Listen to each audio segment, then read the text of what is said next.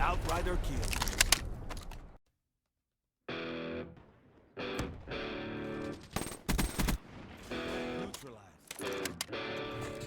Hi, it's Double1975 and today I'm bringing you a TDM from Fringe, and I'm just bringing you this gameplay because it's the stuff that happens in the winner's circle at the end that I want to highlight.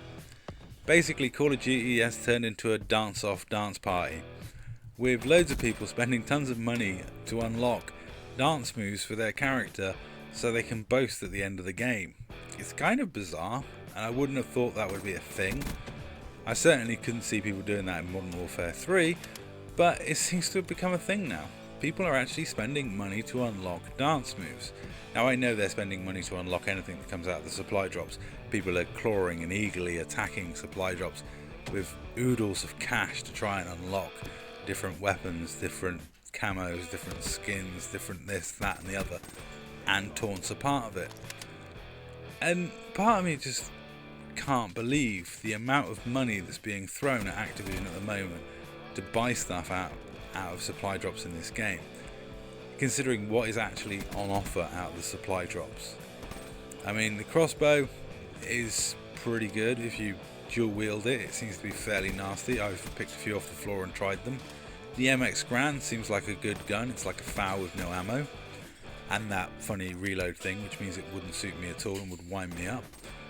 But other than that, the weapons are not at all interesting. I mean, the new MP40 variant thing or remodel thing didn't seem particularly powerful when I picked it up. Certainly no better than my Kuda, and I've picked it up a few times because the one game I found a guy using it, I was able to kill him over and over again and steal it. So either he was very bad or it wasn't particularly overpowered. I mean, a lot's been said about the supply drop mechanic, and a lot's been said about the drop rates, and a lot's been said about various things. There's even a campaign going around to try and get people to stop spending their money on supply drops. I think it's a vain attempt to stop something that cannot be stopped at this point, because people will waste money and game developers will latch upon the fact that they can get easy money for these supply drops.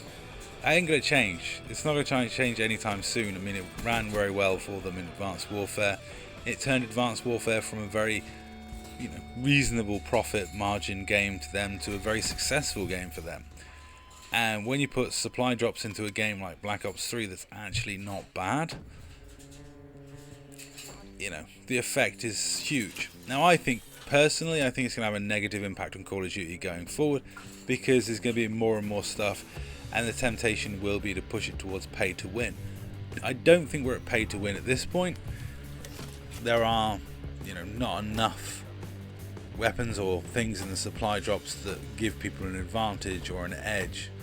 Though the crossbow, I would argue, is probably one of the most spammiest things, and it is annoying when you get killed by it. I wouldn't say it's particularly pay to win.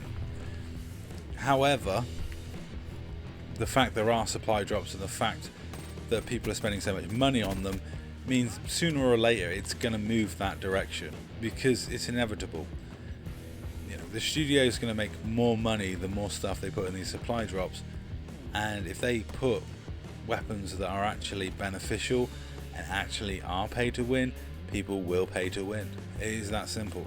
Call of Duty is that sort of game that people are reasonably competitive over, therefore they're pay to win.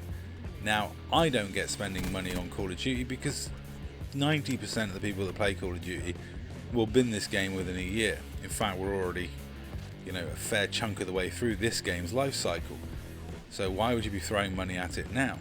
It's not like it's CSGO and it's going to last for years. This game is going to be over very, very quickly and condemned and forgotten.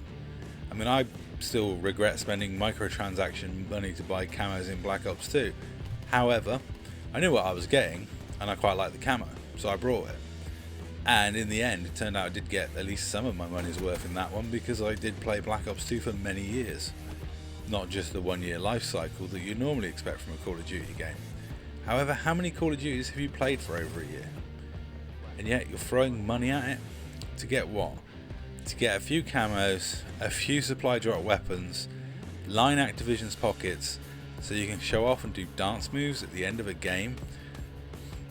Now I wish they cut out the winner's circle and just got rid of it, because it just takes too much time. But it has now become the dance-off tradition of Black Ops 3, and here we all are showing off our dance moves at the final winner's circle bit. And that's all for this video. Thanks very much for watching.